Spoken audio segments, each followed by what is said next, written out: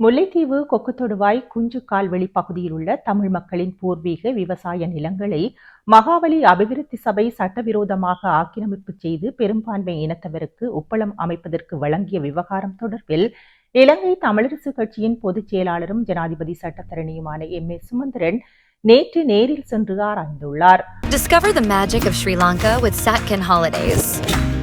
Book your unforgettable adventure today with Satkin Holidays.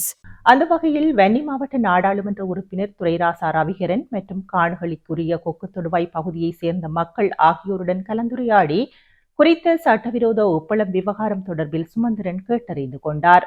அதனைத் தொடர்ந்து நாடாளுமன்ற உறுப்பினர் ரவிகரன் மற்றும் பொதுமக்கள் ஆகியோரின் கோரிக்கைக்கு அமைவாக பிணக்கிற்குரிய குறித்த பகுதியையும் எம். ஏ. சுமந்திரன் நேரடியாக சென்று பார்வையிட்டதுடன் குறித்த சட்டவிரோத செயற்பாட்டிற்கு எதிராக சட்ட நடவடிக்கை மேற்கொள்வது தொடர்பிலும் கலந்துரையாடியிருந்தமை குறிப்பிடத்தக்கது.